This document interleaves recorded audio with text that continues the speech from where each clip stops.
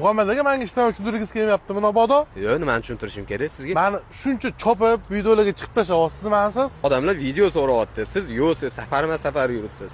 Qayta bu uzr so'rash uchun nimadir qilib bermaysizmi mabodo menga? Zo'r joyga olib boraman sizni. Borib ko'ramiz. Chinor milliy taomlar yegan, hozir ichkariga kirib ko'ramiz. Muhammed aka maqtaganchalik bormi yo'q? Azamat bu Chinor milliy taomlari, bu yoqqa anchadan beri kelaman. Vagurisi chempion desam ham bo'ladi.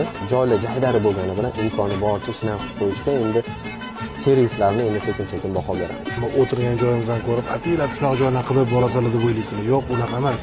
Muhammed aka olib kelgan joy yashtirilmagan nima bu? Hali shunaqa joylari bilan qiziqdi o'zi.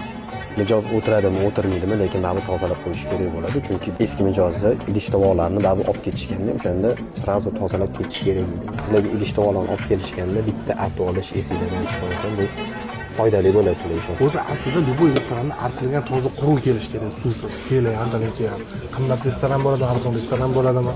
Vagurini olib kelishdi, ko'rinishga bitta baho berasizlar. Bu yerda chiroqli salatlarimiz, limonchalarimiz albatta keldi. Ko'rinishi nima deyapti Azamat? Yo'q, bilmayman kerak. Ko'rinishini bitta baho beringlar. Yaltiravotdi borib. Aytolmadim, men bu yerga anchadan beri kelaman, xudo xolis uyaltirmaydi. Ovqatni mazasi har qatda zo'r. Endi servisga ozgina baribir e'tibor qaratib qo'yishadi, xudo xolisa. Degan umiddamiz. Qani bismillah, birinchi. Latilab qo'yishlar qiyti. Yumshoq, qisir sochli, yumshoqqina. Sizlardan takoy, yo'q, dobi. Go'sht o'zligi Muhammed aka mana shu damashli kachkaga berishdi lekin. Boshqacha usulda tayyorlashadi, juda yumshoq, juda go'shtli. Karchkani go'shtli bo'lganini eshitganmisiz?